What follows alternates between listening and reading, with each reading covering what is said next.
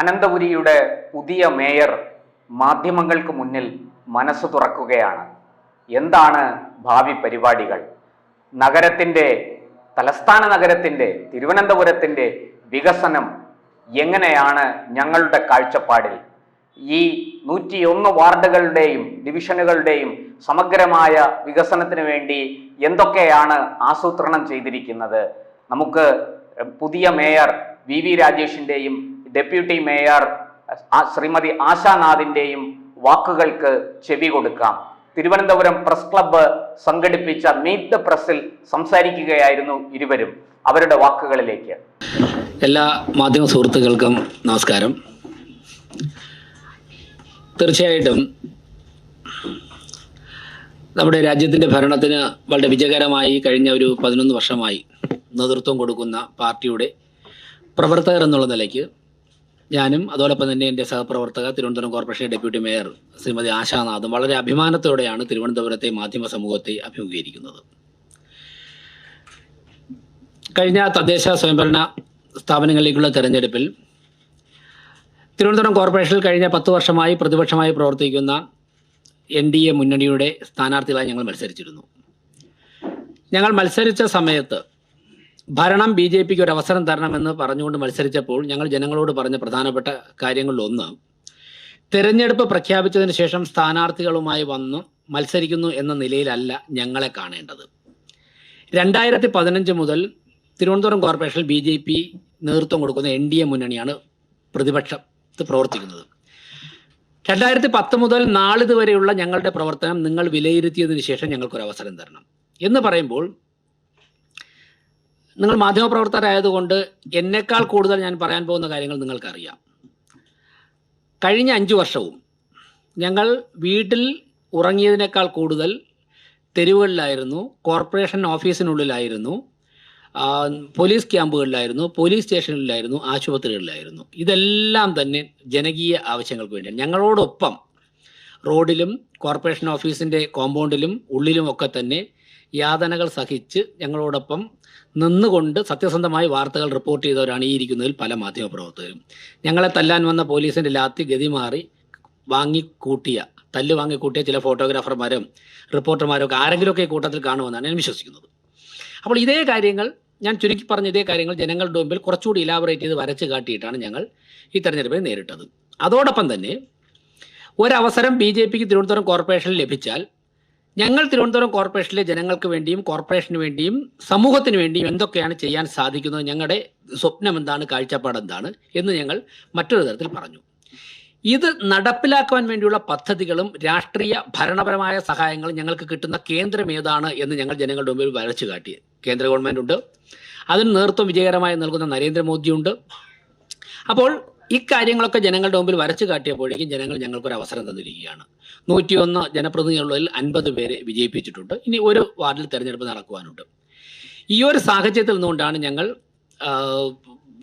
ഭരണത്തിലെത്താൻ സാധിച്ചത്. ആശാനാഥ്, ഞാൻ സത്യപ്രതിജ്ഞ ചെയ്തിട്ട് ഇപ്പോൾ 24 മണിക്കൂർ ആയിട്ടില്ല. ഞാൻ ഇന്നലെ ഒരു മണിക്കാണ് 1 മണിക്കാണ് സത്യപ്രതിജ്ഞ ചെയ്തത്. ആശ 4 മണിക്കാണ് ചെയ്തത്. അപ്പോൾ 24 മണിക്കൂർ ആകുന്നതിന് മുമ്പ് തന്നെ തിരുവനന്തപുരത്തെ മാധ്യമപ്രവർത്തകരെ കാണുവാനും ഇക്കാര്യങ്ങൾ ഷെയർ ചെയ്യുവാനും സാധിച്ചതിൽ അങ്ങേയറ്റം സന്തോഷമുണ്ട്.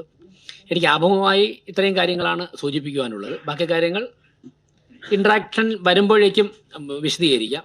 ആശാനാഥുടെ ഡെപ്യൂട്ടി മേയറുടെ കാഴ്ചപ്പാട് ആശ പങ്കുവയ്ക്കും.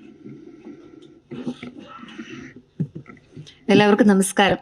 ഒരുപാട് സന്തോഷം ഇങ്ങനെ ഒരു പരിപാടിയുടെ ഭാഗമാകുവാനായിട്ട് സാധിച്ചതിൽ. ഞാൻ ഒട്ടും പ്രതീക്ഷിച്ചില്ല, ഇങ്ങനെ ഡെപ്യൂട്ടി മേയർ ആകുമെന്നേ പ്രതീക്ഷിച്ചില്ല.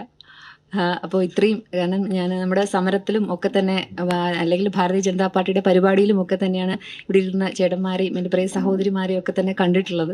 അപ്പോൾ ഇങ്ങനെ ഒരു പരിപാടിയിൽ പങ്കെടുക്കുവാൻ സാധിച്ചാൽ ഒരിക്കൽ കൂടി നന്ദി രേഖപ്പെടുത്തുകയാണ്. നേരത്തെ ഞാൻ സൂചിപ്പിച്ച പോലെ വളരെ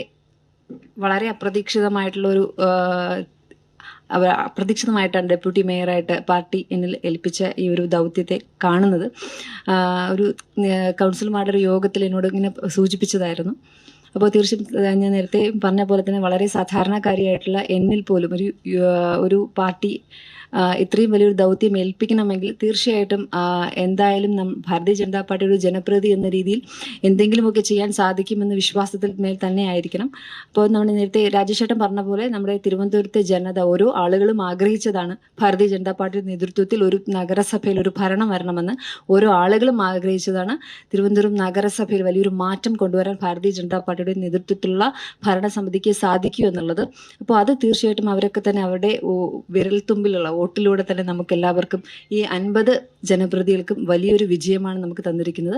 അപ്പോൾ തീർച്ചയായിട്ടും ഓരോ ജനങ്ങളും ആഗ്രഹിക്കുന്ന പോലെ തിരുവനന്തപുരം നഗരത്തിൻ്റെ സമഗ്ര വികസനത്തിന് 101 വാർഡിലെയും ജനപ്രതിനിധികളെ തന്നെ ഉൾക്കൊള്ളിച്ചുകൊണ്ട് അവരുടെയൊക്കെ ഓരോ വാർഡുകളിലും ചെയ്തു തീർക്കേണ്ട കാര്യങ്ങളൊക്കെ തന്നെ അവരുടെ ഓരോ വാർഡിലെ ബ്ലൂ പ്രിന്റുകൾ തയ്യാറാക്കിക്കൊണ്ട് 101 വാർഡ് ഒരുപോലെ കണ്ട് ഒരുമിച്ചുള്ള വികസനം സാധ്യമാക്കുവാനായിട്ട് മേയറുടെ കീഴിൽ നിന്നുകൊണ്ട് എല്ലാവരും ഒറ്റക്കെട്ടായി കണ്ട് തന്നെയുള്ള പ്രവർത്തനമായിട്ട് തന്നെയായിരിക്കും മുന്നോട്ട് പോവുക.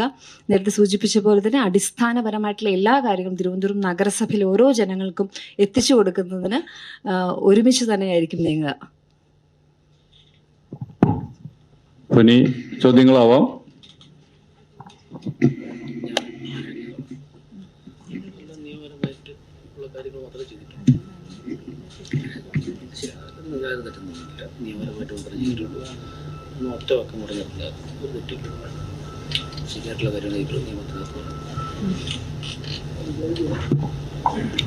ചോദ്യങ്ങളാവാം ഇല്ലേ?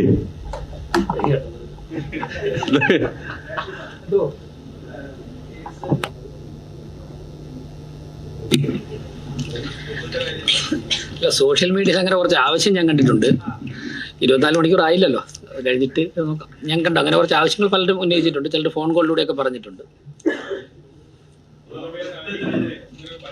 ആരാ ആരാ ആ ആ അല്ല ഒരു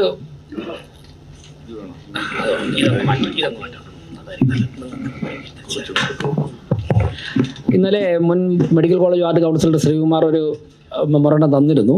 അതിൻ്റെ സാധ്യതകൾ എന്താണെന്ന് നോക്കിയിട്ടില്ല, വാങ്ങിയിട്ടുണ്ട്. ഇത് നല്ല തിരക്കായിരുന്നു, നോക്കാം. ഇപ്പോൾ വയോമിത്രം പദ്ധതി ഇപ്പോൾ നടപ്പിലായി വരുന്നുണ്ട്. ഇന്നലെ ആദ്യം ഒപ്പിട്ട ഫയല് നമ്മൾ 55 വാർഡുകളിൽ 65 വയസ്സ് കഴിഞ്ഞവരുടെ ചികിത്സയ്ക്ക് വേണ്ടി സാമ്പത്തിക സഹായം നൽകുന്നൊരു പദ്ധതി നടന്നു വരുന്നുണ്ട്. അതിൽ 50 ലക്ഷം രൂപ വയോജനങ്ങൾക്ക് വേണ്ടി അവരുടെ ആരോഗ്യ സംരക്ഷണത്തിന് അനുവദിച്ചുകൊണ്ടുള്ള ഫയലാണ് ഇന്നലെ ഞാൻ ആദ്യമായിട്ട് ഒപ്പിട്ടത്. ഇനി താങ്കൾ പറഞ്ഞതുപോലെ വയോജന കേന്ദ്രങ്ങൾ, അതോടൊപ്പം തന്നെ വൈകുന്നേരം അവർക്ക് സമയം ചെലവഴിക്കാനുള്ള ചില കേന്ദ്രങ്ങൾ, ഇങ്ങനെയുള്ള ആവശ്യം തെരഞ്ഞെടുപ്പ് സമയത്ത് ഞങ്ങളുടെയൊക്കെ വാർഡുകളിൽ നിന്ന് ഉയർന്നു വന്നിട്ടുണ്ട്. ഏതു തരത്തിലാണ് അത്തരത്തിലുള്ള പദ്ധതികൾ ആവിഷ്കരിക്കാൻ സാധിക്കുക? അത് ആരോഗ്യകരമായ ഒരു നിർദ്ദേശമാണ്. അതിന് ഫണ്ട് എങ്ങനെ നമുക്ക് കണ്ടെത്താം? ഇക്കാര്യങ്ങൾ ഗൗരവമായിട്ട് ആലോചിക്കും. അതായത് ഞാൻ പല ചോദ്യങ്ങളും കൂടെ കണക്ട് ചെയ്തിട്ട് ഒരു ഉത്തരം തരാം. പലരും കാര്യങ്ങൾ ചോദിക്കാൻ സാധ്യതയുണ്ട്. ഞങ്ങൾ തെരഞ്ഞെടുപ്പ് പ്രചരണ സമയത്ത് തന്നെ പറഞ്ഞിരുന്നല്ലോ, ഒരു വ്യക്തിയുടെ ദൈനംദിന ജീവിതത്തിൽ ഏറ്റവും കൂടുതൽ ഇടപെടാൻ സാധിക്കുന്ന ഒരു പ്രസ്ഥാനമാണ് തദ്ദേശ സ്വയംഭരണ സ്ഥാപനം. ഒരു വ്യക്തി ജനിച്ചാൽ ആദ്യം വാങ്ങുന്ന ജനന സർട്ടിഫിക്കറ്റ് മുതൽ മരണപ്പെട്ടാൽ വാങ്ങുന്ന മരണ സർട്ടിഫിക്കറ്റ് വരെ നമ്മൾ ഡിപ്പെൻഡ് ചെയ്യുന്നത് പഞ്ചായത്താണ്, മുനിസിപ്പാലിറ്റിയാണ്, കോർപ്പറേഷനാണ്. ഇതിനിടയ്ക്ക് നിരവധി തവണ നമ്മൾ ഈ സ്ഥാപനത്തിലൂടെ കടന്നു പോകണം. നമുക്ക് വീട്ടിൽ നികുതി അടയ്ക്കണമെങ്കിൽ അവിടെ സമീപിക്കണം, വീട് വയ്ക്കാൻ വേണ്ടി പ്ലാൻ വേണമെങ്കിൽ വരയ്ക്കണമെങ്കിൽ സമീപിക്കണം. നമ്മുടെ വീട്ടിന് മുന്നിൽ മാലിന്യം കുന്നുകൂടി കിടന്നാൽ ആദ്യം വിളിക്കുന്ന പഞ്ചായത്ത് മെമ്പറെയാണ്. വെള്ളപ്പൊക്കം ഉണ്ടായാലും വിളിക്കും, കുടിവെള്ളം കിട്ടിയില്ലെങ്കിലും വിളിക്കും. അപ്പോൾ ഇങ്ങനെയുള്ള ഓരോ കാര്യങ്ങളിലും നമ്മൾ ബന്ധപ്പെടുന്നത് ഓരോ ദിവസവും നമുക്ക് ബന്ധപ്പെടേണ്ടി വരുന്നത് തദ്ദേശ സ്വയംഭരണ സ്ഥാപനങ്ങളെയാണ്. അപ്പോൾ ദൈനംദിന ജീവിതത്തിൽ ഇടപെടേണ്ട ഒരു പ്രസ്ഥാനം എന്നുള്ളതിലേക്ക് നാടിൻ്റെ വികസന കാര്യത്തിലും ആ പ്രസ്ഥാനത്തിന് അതിൻ്റെ റോള് നിർവഹിക്കുവാനുണ്ട്. അപ്പോൾ അടിസ്ഥാന സൗകര്യങ്ങൾ മെച്ചപ്പെട്ട് കഴിഞ്ഞാൽ ബാക്കിയെല്ലാം സ്വാഭാവികമായിട്ടും മെച്ചപ്പെടും. ഞങ്ങളപ്പോൾ ഷോർട്ട് ടേം പദ്ധതികൾ എന്നുള്ള നിലയ്ക്ക് പറഞ്ഞ വേസ്റ്റ് മാനേജ്മെൻറ്റ്, സ്ട്രേ ഡോഗ്സിൻ്റെ ഇഷ്യൂസ്, ഇങ്ങനെയുള്ള കാര്യങ്ങൾ ഇടപെടും. അതോടൊപ്പം തന്നെ ഇന്നലെ ഞാൻ മാധ്യമങ്ങളോട് പറഞ്ഞു, കോർപ്പറേഷന് കോടിക്കണക്കിന് രൂപ നികുതി പണം പിരിഞ്ഞു കിട്ടാറുണ്ട്. അപ്പോൾ ആശാ ഡെപ്യൂട്ടി മേയറും ഞങ്ങളുമൊക്കെ നേതൃത്വം നൽകിയ സമരങ്ങളിൽ ഒരു 30 ദിവസം നീണ്ടു നിന്ന ഒരു സമരം നിങ്ങളൊക്കെ തന്നെ റിപ്പോർട്ട് ചെയ്തിട്ടുണ്ട്. വീട്ടുകരം തട്ടിപ്പിനെതിരെയുള്ള സമരമായിരുന്നു. സാധാരണക്കാരായ ജനങ്ങൾ അടയ്ക്കുന്ന നികുതി പണം വ്യാജ റെസീപ്റ്റ് പ്രിന്റ് ചെയ്ത് കൊടുത്തിട്ട് ഉദ്യോഗസ്ഥന്മാരും ഭരണകർത്താക്കളും കൂടി തട്ടിയെടുത്ത അതിനെതിരെ നടത്തിയ സമരമായിരുന്നു. അപ്പോൾ നമ്മൾ മനസ്സിലാക്കേണ്ടത്, കോർപ്പറേഷന് കിട്ടേണ്ട കോടിക്കണക്കിന് രൂപ ഇങ്ങനെ ചോരുന്നുണ്ട്. പലരും പണം നികുതി അടയ്ക്കാൻ കഴിവുണ്ടായിട്ടും വളഞ്ഞ വഴിയിലൂടെ കേസ് നടത്തി പണം അടയ്ക്കാതിരിക്കുന്നുണ്ട്. ഇതിനെക്കുറിച്ചൊക്കെ തന്നെ കൃത്യമായിട്ട് ഒരു വ്യക്തത ഞങ്ങൾക്ക് ഭരണസമിതിക്കുണ്ട്. അപ്പോൾ ആ പണം പിരിച്ചെടുക്കുക. അതോടൊപ്പം തന്നെ നമ്മുടെ വാഹനങ്ങൾ, നിരവധി വാഹനങ്ങൾ മിസ്യൂസ് ചെയ്യുന്നുണ്ട്. ഇപ്പോൾ വാഹനങ്ങൾ പലതും ഉപയോഗശൂന്യമായി കിടക്കുന്നുണ്ട്. അതങ്ങനെ അവിടെ കിടന്നിട്ട് ദ്രവിച്ചു പോവുകയാണ്. അപ്പോൾ അതെങ്ങനെ നമുക്ക് കോർപ്പറേഷൻ്റെ പണം നഷ്ടപ്പെടാതെ സംരക്ഷിക്കാം എന്ന് കോടതിയുടെയോ അല്ലെങ്കിൽ എക്സ്പെർട്ട് ഒപ്പീനിയനൊക്കെ തേടിക്കൊണ്ട് എന്ത് ചെയ്യാം. ഇങ്ങനെയുള്ള അടിയന്തരമായി ഇടപെടേണ്ട കാര്യങ്ങളുണ്ട്. എന്നാൽ ഇപ്പോൾ വിഴിഞ്ഞം തുറമുഖ വികസനം, IT സെക്ടറിൻ്റെ വികസനം, സ്പിരിച്വൽ ടൂറിസം, മെഡിക്കൽ ടൂറിസം, ഈ മേഖലകളിൽ സംസ്ഥാന കേന്ദ്ര സർക്കാരുകളുടെയും വിദഗ്ധന്മാരുടെ ഇടപെടലോടുകൂടി ദീർഘകാലാടിസ്ഥാനത്തിൽ ചില പദ്ധതികൾ ആവിഷ്കരിക്കേണ്ടതായിട്ടുണ്ട്. അപ്പോൾ അങ്ങനെ സൈമൾട്ടേനിയസ്ലി ഈ എല്ലാ പ്രോസസ്സും മുന്നോട്ട് പോയി കഴിഞ്ഞാൽ 5 വർഷം കൊണ്ട് ഞങ്ങൾ മുന്നോട്ട് വെച്ച കോൺസെപ്റ്റിലേക്ക്, അതായത് 2030 ആകുമ്പോഴേക്കും ഇന്ത്യയിലെ ഏറ്റവും വികസനം എത്തിയ 3 നഗരങ്ങളിലൊന്നായി തിരുവനന്തപുരത്തെ മാറ്റാൻ സാധിക്കും. സംസ്ഥാന അധ്യക്ഷനാണ് അക്കാര്യം അനൗൺസ് ചെയ്തത്. അദ്ദേഹം കൃത്യമായിട്ട് അതിൻ്റെ ഫോളോ അപ്പ് വർക്കിലാണ്.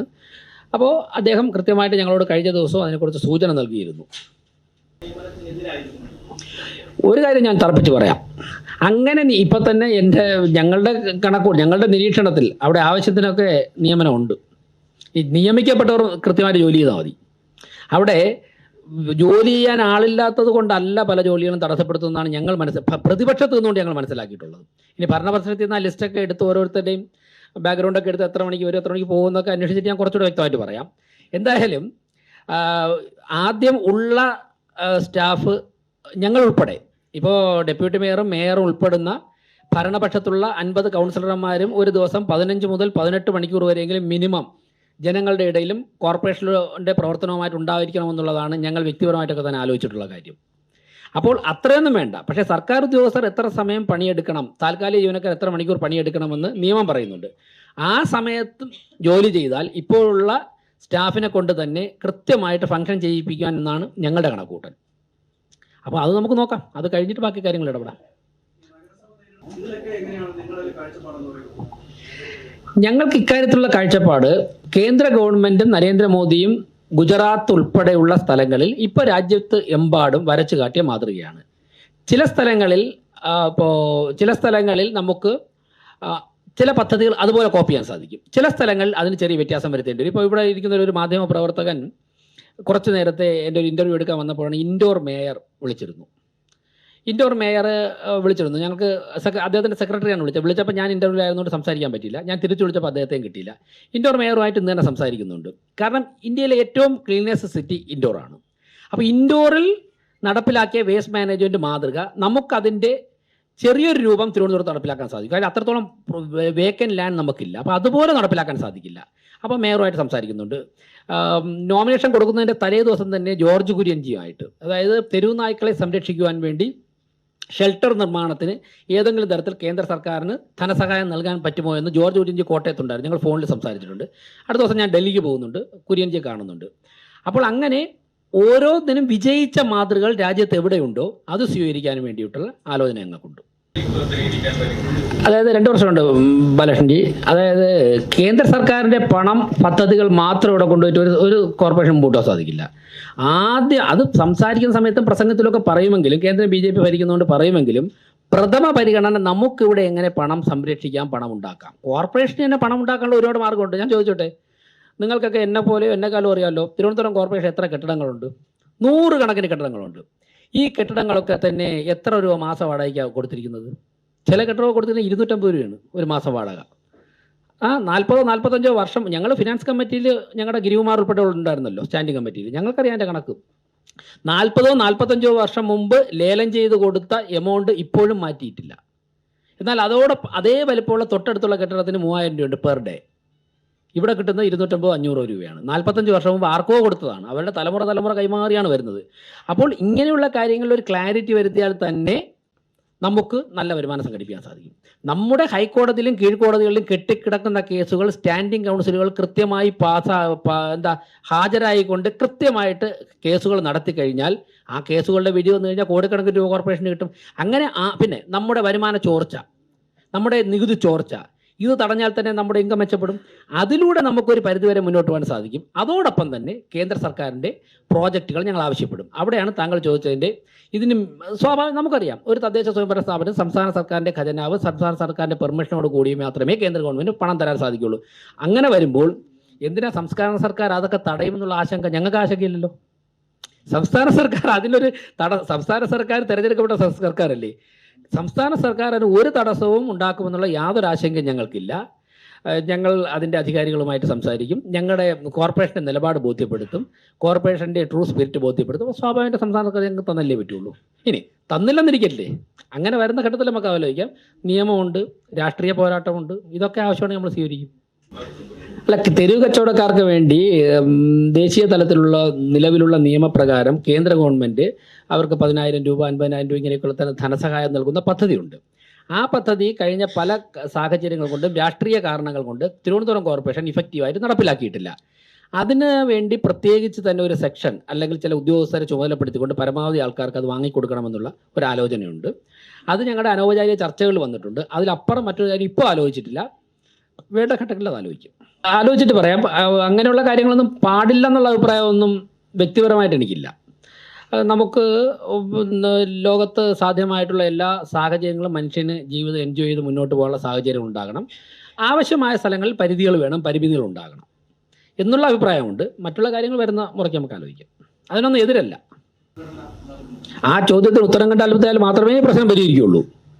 ആ ചോദ്യത്തിന് ഉത്തരം കണ്ടെത്തുവാനുള്ള പരിശ്രമമാണ് ഞങ്ങളുടെ ചിന്തകളിൽ ആലോചന. ഞാൻ നേരത്തെ പറഞ്ഞല്ലോ, ഇൻഡോർ മേയറുമായി ഇന്ന് സംസാരിക്കുന്നുണ്ട്. അദ്ദേഹം വിളിച്ചിരുന്നു.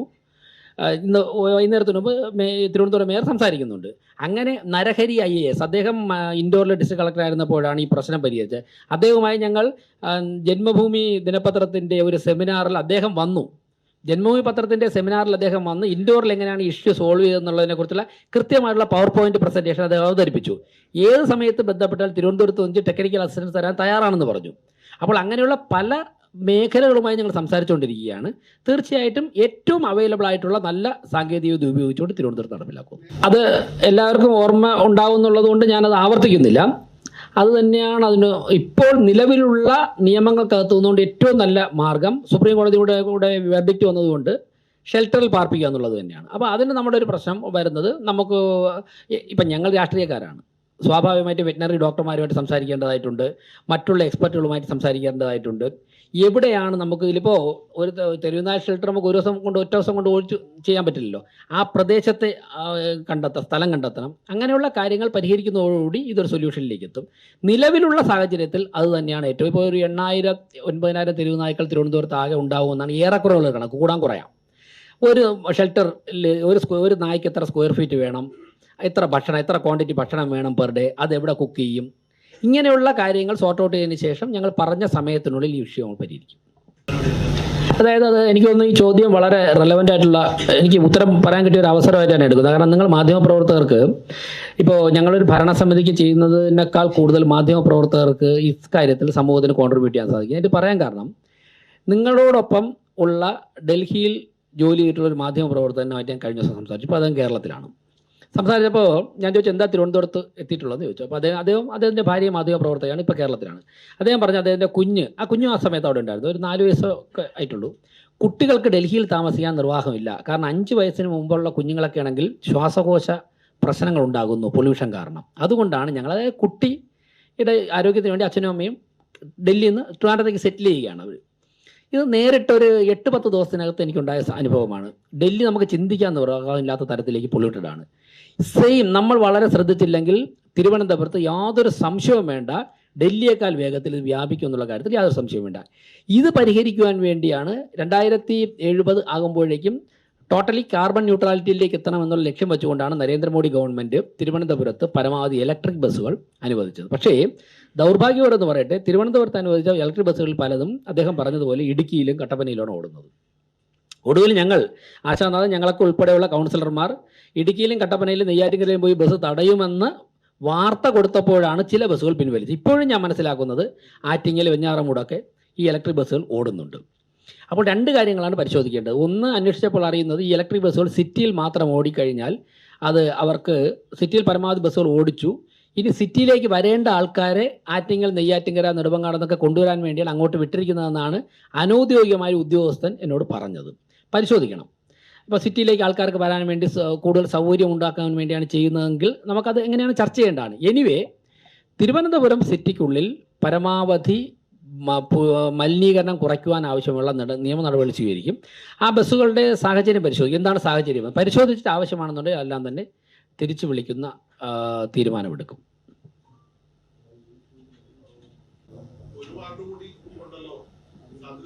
100%. ഇപ്പോഴത്തെ ഈ സാഹചര്യമൊക്കെ വെച്ചിട്ട് ഞങ്ങളെ ഏൽപ്പിച്ചാലേ ആ വാർഡിൽ ഏറ്റവും നല്ല മുന്നേറ്റം നടക്കുകയുള്ളൂ. ഇപ്പോൾ സ്വതന്ത്രർ ഉൾപ്പെടെ എനിക്ക് തോന്നുന്നു LDF-ൽ നിന്നും UDF-ൽ നിന്നും ഒക്കെ നിരവധി കൗൺസിലർമാരെ ഞാൻ കണ്ടു. ഇന്നലെ അവരോട് താങ്കൾ ഉണ്ടായിരുന്നോ എനിക്കറിയില്ല, ഞങ്ങളുടെ ഡെപ്യൂട്ടി മേയർ തെരഞ്ഞെടുപ്പിന് ശേഷം കൗൺസിലർമാരെ അഡ്രസ്സ് ചെയ്തപ്പോഴേക്കും മേയർ ഞങ്ങളുടെ സംസ്ഥാന അധ്യക്ഷൻ രാജീവ് ചന്ദ്രശേഖർജി ഉൾപ്പെടെ അവിടെ ഉണ്ടായിരുന്നുകൊണ്ടാണ് ഞാൻ പറഞ്ഞത്. അദ്ദേഹം ഞങ്ങൾക്ക് തന്നിരിക്കുന്ന നിർദ്ദേശം 101 വാർഡുകളിലെയും കൗൺസിലർമാരുടെ ഭാഗത്തു നിന്നും അവരവരുടെ വാർഡുകളിൽ നമ്മൾ അടിയന്തരമായി ഇടപെടേണ്ട കാര്യങ്ങളെക്കുറിച്ചുള്ള നിർദ്ദേശങ്ങൾ നിങ്ങൾ പരമാവധി ശേഖരിക്കണം. അതുൾപ്പെടെയാണ് നമ്മൾ കേന്ദ്ര സർക്കാരിൻ്റെ മുമ്പിൽ സമർപ്പിക്കാൻ പോകുന്നത് എന്ന് പറയുമ്പോൾ സ്വാഭാവികമായിട്ടും LDF-ൻ്റെയും UDF-ൻ്റെയും ഒക്കെ കൗൺസിലർമാർക്ക് ഉൾപ്പെടെ അക്കാര്യങ്ങൾ ഞങ്ങളെ പിന്തുണയ്ക്കാമല്ലോ. അപ്പോൾ സ്വാഭാവികമായിട്ട് വിഴിഞ്ഞങ്കാർ ഞങ്ങളെ തന്നെ ഏൽപ്പിക്കാം വാർഡ്. ഇത് തിരുവനന്തപുരം കോർപ്പറേഷൻ കൊടുത്ത ബസ്സുകളുടെ കാര്യമാണ് താങ്കൾ പറയുന്നത്. നമ്മളിവിടെ ഓടുന്ന അല്ല, അതാ ഇവിടെ ഓടുന്ന അതുപോലത്തെ ബസ്സാണ് ഇതിപ്പോൾ. അതാണ്, ഇതുപോലെ ഒരുപാട് ഇൻഫർമേഷൻ കിട്ടാനുണ്ട്. ഞാൻ നേരത്തെ പറഞ്ഞൊരു കാര്യം ഇത് കണക്ട് ചെയ്ത് തരികയാണ്. അതായത് നമ്മുടെ പല വാഹനങ്ങളും എവിടെയൊക്കെ കിടക്കുകയാണ്.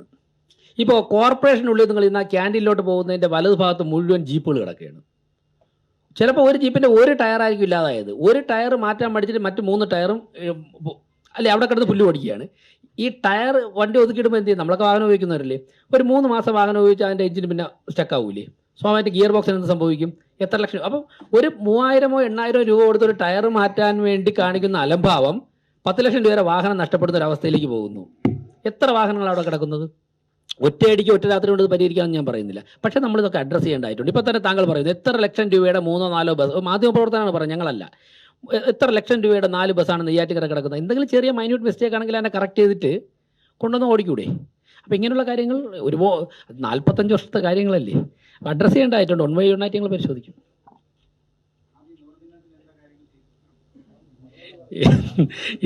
ഇതിലെല്ലാം അത് ഉൾപ്പെടും. ഡെപ്യൂട്ടി മേയറോട് ചോദ്യമുണ്ടോ? Deputy mayor.